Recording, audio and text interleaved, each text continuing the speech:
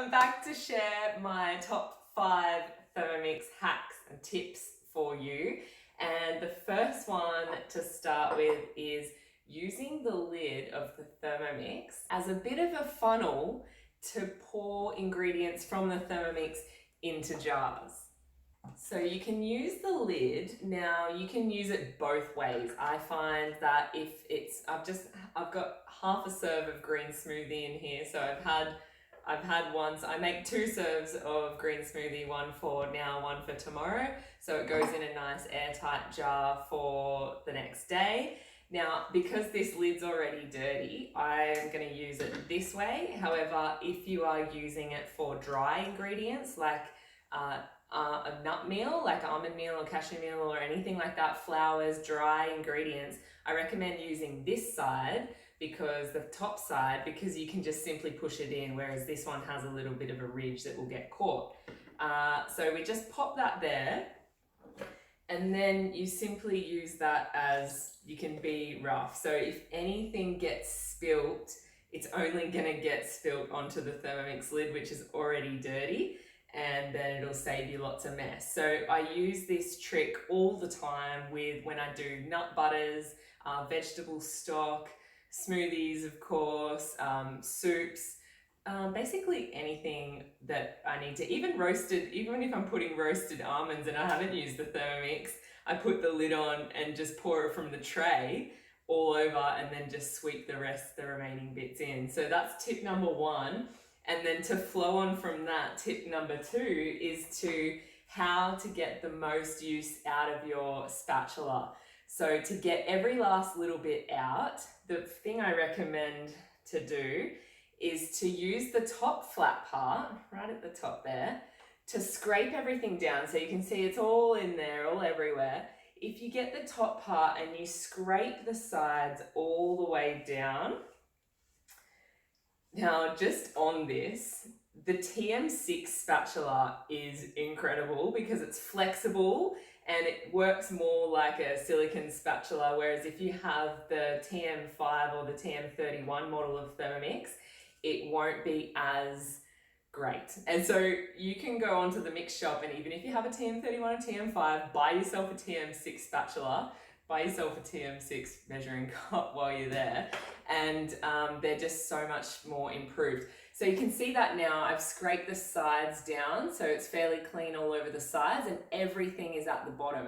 Once I'm at the bottom here, I'm gonna take that top part again and put that flat on the bottom of the bowl with the angle part going against the edges of the bowl, and I'm going to turn the blade. So hopefully you can see this. So I put it there and do a turn the blades, making sure you're going on the blunt side of the blades and going clockwise so that you're not going against the sharp edge of the blades and going to take chips out of your spatula over time.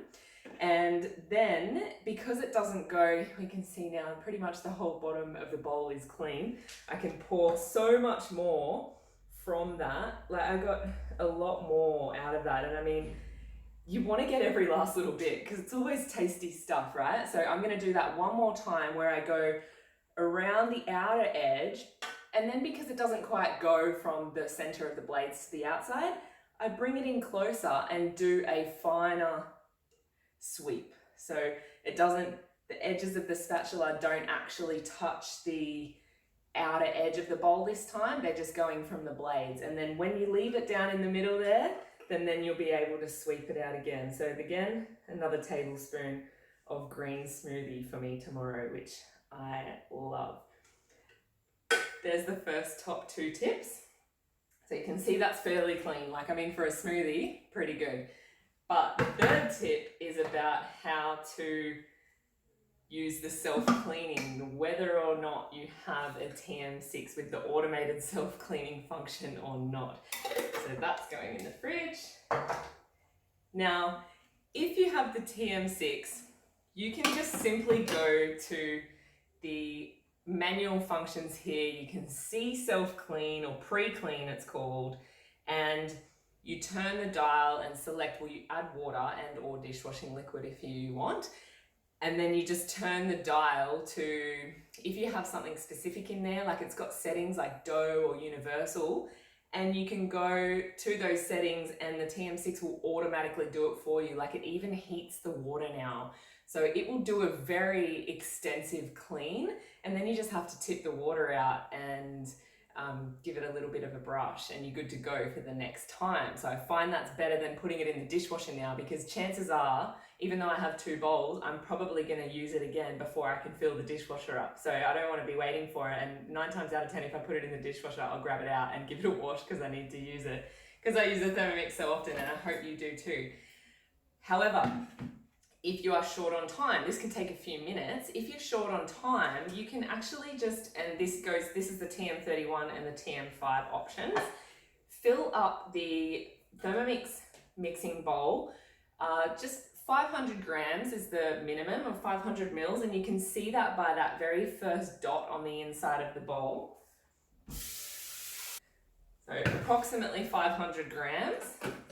Then optional drop or 2 of dishwashing liquid. So I'll do it today just to demonstrate. Just the tiniest bit, because it's gonna froth right up. So you don't need much at all. Or if you're doing a vegetable stock and you're doing this, then you're actually left with a serve of liquid stock. So don't put dishwashing liquid in there. Now, lid goes on, measuring cup goes on, and you don't need to set the time. This is a quick way to do it. I do this even with the TM6 because I just want to get it done quick and I'm in the kitchen, whereas if I needed to walk away, I would use the automated function, or if I had something really dirty in there. All we do is turn the blades up to minimum of 5, but if you want and you have stuff dirty on the top of the lid here, like I do, you want to use speed 7 and 7 or more, and that will shoot up and clean the lid. And we're also going to hit reverse and get that water turning around the other way, just to make sure it gets everything. So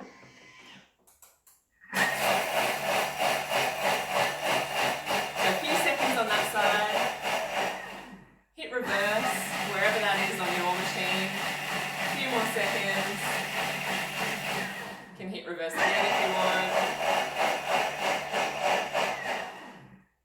and then stop the blades. Now that was all done in about 15 seconds. Now take the whole bowl over to the sink, because you may have water dripping down from the top here, and pour the water out.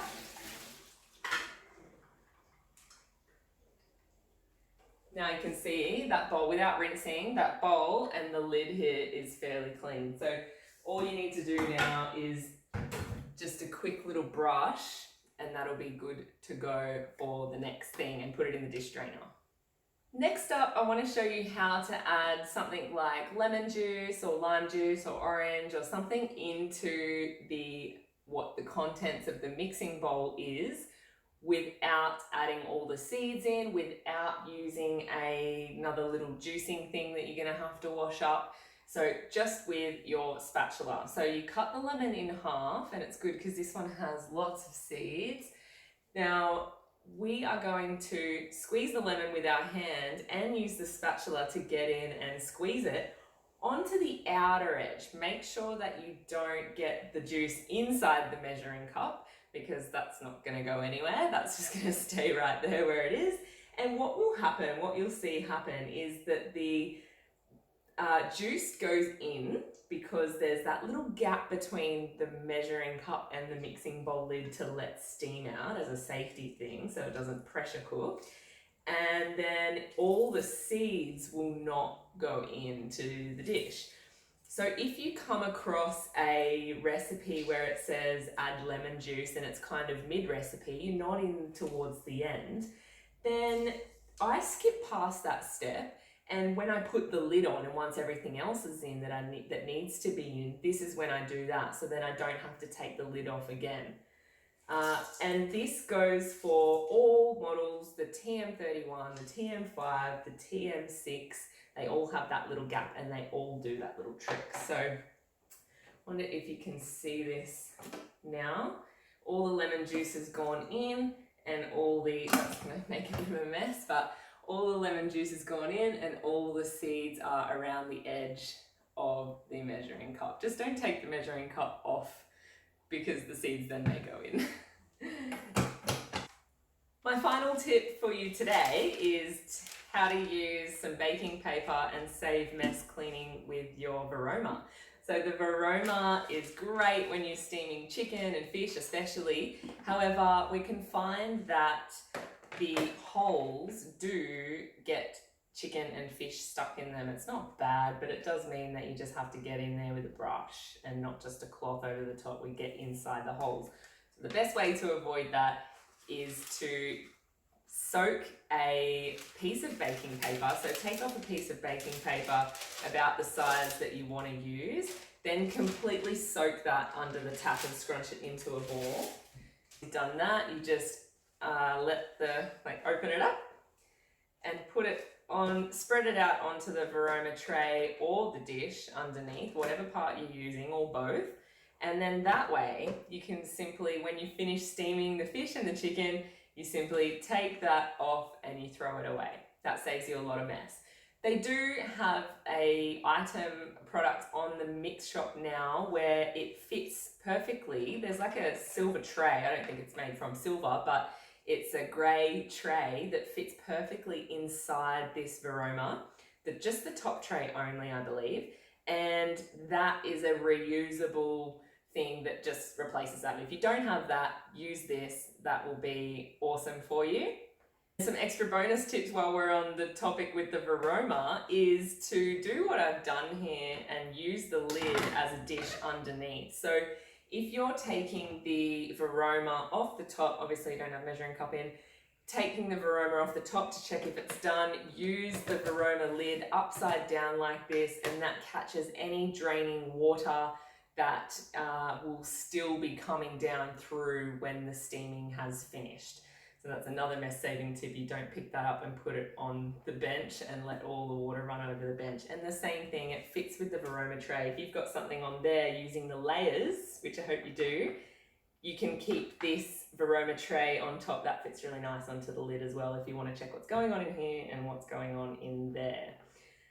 So I hope that you enjoyed those tips and I taught you something that you didn't already know. If you want to know more Thermomix tips like this, make sure you subscribe and you'll get a notification every time I upload something new, which is as often as I can for you. And you can head over to thermofit.com.au if you like to use your Thermomix for healthy eating and to support your health goals.